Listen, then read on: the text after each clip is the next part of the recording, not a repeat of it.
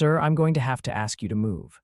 The flight attendant's voice was a practiced blend of politeness and steel. She stood over seat 2A, her smile not quite reaching her eyes. The man in the seat, Mateo Reyes, looked up from his book. He was in his late 50s, with salt and pepper hair and a face etched with laugh lines, but his eyes were sharp and observant. He wore a simple, unbranded gray polo shirt and comfortable slacks. Nothing about him screamed first class. "Is there a problem?" Mateo asked, his voice calm. "We've had a slight overbooking situation," the attendant explained, her gaze flicking down to her tablet. "Our system shows a priority passenger requires this seat. We've arranged another seat for you in the main cabin." Mateo blinked slowly. He had booked this ticket 6 months ago. "A priority passenger," the attendant's smile tightened. "Yes, sir. It's a last-minute platinum tier booking. We apologize for the inconvenience." The apology was a formality, a sterile string of words. Mateo glanced past her. Standing in the aisle was a young man, probably in his late 20s, dressed in a loud designer suit. He was talking animatedly on his phone, his voice dripping with arrogance. "Yeah, I got it handled," the young man said into his phone. "The seat's mine. Some old guy was just warming it for me." He laughed, a short, barking sound that made a nearby passenger flinch. Mateo looked back at the attendant. The injustice of it was a sharp, bitter pill. He wasn't being moved for an emergency or a family crisis. He was being moved for someone who considered him a seat warmer. He saw the other first-class passengers watching, some with pity, others with a detached curiosity. The humiliation was a hot spotlight, he could argue. He could demand to see a supervisor. He could make a scene that would delay the flight and earn him the silent scorn of everyone on board. Instead, he nodded. "I understand." He closed his book, placed it in his worn leather satchel, and stood up. He didn't look at the young man who brushed past him to claim the seat without a word of thanks. Mateo simply turned and began the long walk down the aisle, leaving the hushed luxury of first class behind. The flight attendant followed, leading him toward the back of the plane. The further they went, the narrower the aisle became, the more crowded the seats. He passed rows of people who had already sized him up, the man being sent to the back. A walk of shame. His new seat was 34B, a middle seat. The woman in the window seat, a young mother, gave him a tired, apologetic smile as he squeezed past. A baby was fussing in her arms. In the aisle seat was a large man already spilling over the armrest, his headphones on, eyes closed. Mateo settled in. The legroom was gone. His shoulders were pressed between his two neighbors. For the next 15 hours, this was his world. He buckled his seatbelt, the fabric frayed at the edges. An hour into the flight, the baby began to cry. Not just fussing, but a full-throated, piercing wail that cut through the engine's drone. The young mother looked frantic, bouncing the child, whispering, shushing, her face flushed with stress and embarrassment. Passengers around them were starting to sigh and shift irritably. "Here," Mateo said softly. The mother looked at him, her eyes wide with desperation. "I'm so sorry, he just won't." "It's okay," Mateo said, holding out his hands. "May I?" She hesitated for a split second, then exhaustion won. She carefully handed the small, squirming bundle to the stranger in the gray polo shirt. Mateo held the baby securely. He didn't bounce him. He just held him, humming a low, steady tune from his childhood in the Philippines. It was a simple folk song, a lullaby his own mother used to sing. The baby's cries softened, then turned to whimpers, and then, miraculously, stopped. His small body relaxed against Mateo's chest. Within minutes, he was fast asleep. The young mother stared, her mouth slightly open. Tears of gratitude welled in her eyes. How did you do that?" she whispered.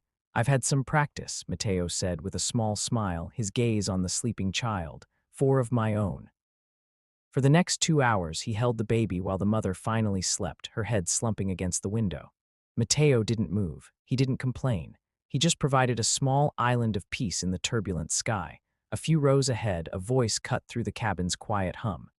It was the young man from first class. He was on a video call, his voice loud enough for half the cabin to hear.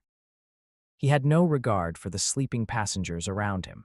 "The board is clueless," the man sneered into his laptop. "They still think the offer is coming from a shell corporation in the Caymans. They have no idea it's me." Mateo's eyes, which had been peacefully closed, slowly opened. He recognized the name of the company the man mentioned. It was his company. "Reyes is an old fool," the young man, whose name was apparently Carter, continued. He built a great ship, but he's too sentimental to steer it through a storm. By the time he realizes what's happening, I'll be sitting in his chair. We launch the hostile takeover Monday morning. His executive team is about to get a very, very rude awakening. Mateo's blood ran cold. He sat perfectly still, the sleeping baby a warm weight on his chest.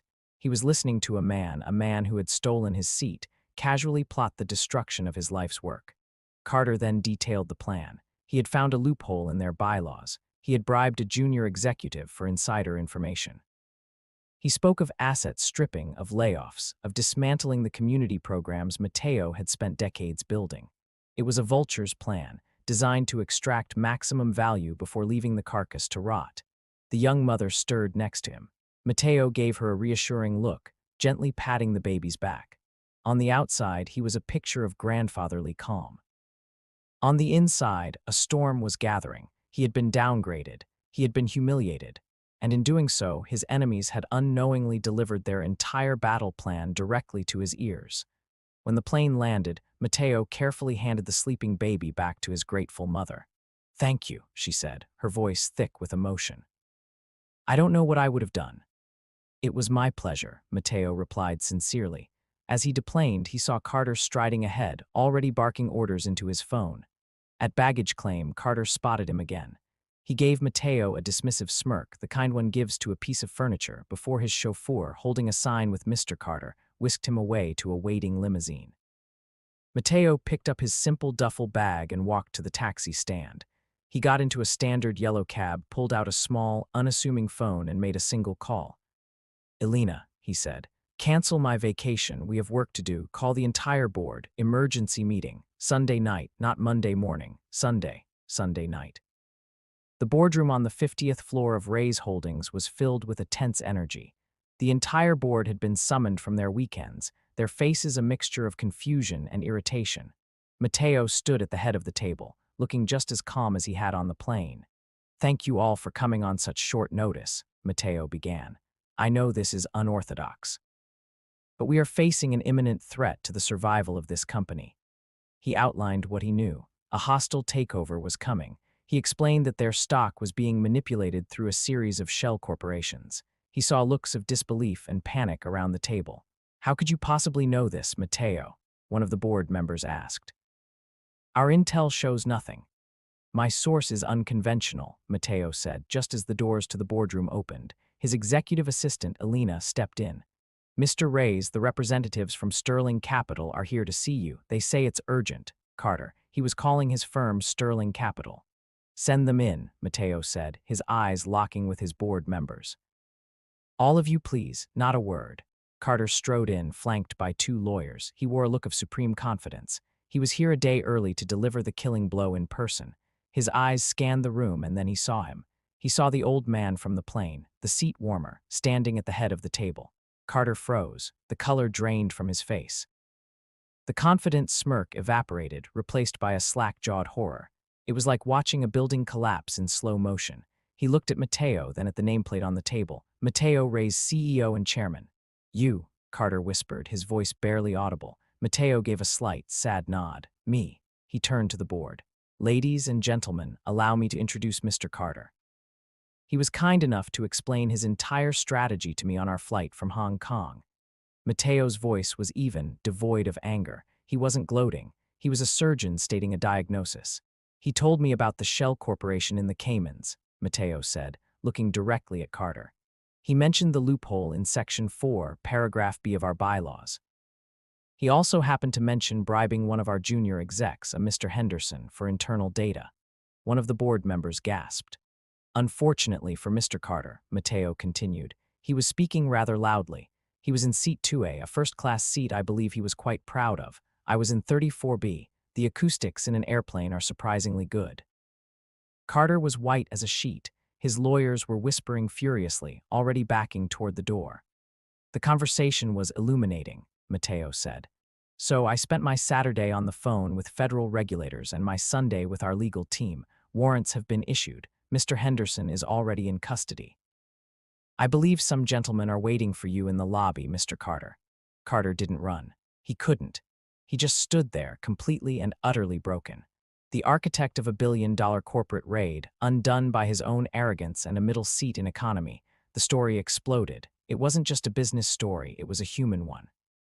CEO downgraded to economy class foils hostile takeover from middle seat, screamed the headlines.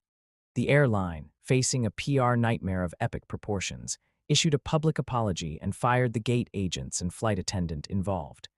They offered Matteo free first-class flights for life. He politely declined.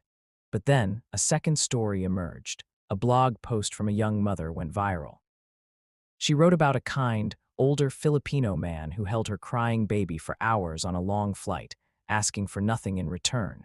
She called him her guardian angel at 30,000 feet. Someone connected the flight number, the date, and the photo she posted of the back of his gray polo shirt. The world realized the man who had been publicly humiliated was the same man who had shown such private kindness. Matteo Reyes never gave a formal interview about the incident. When a journalist finally caught him outside his office, they asked him how he felt about what Carter and the airline did to him. Matteo just smiled, the laugh lines around his eyes deepening. "Sometimes," he said, "the best view isn't from the front of the plane.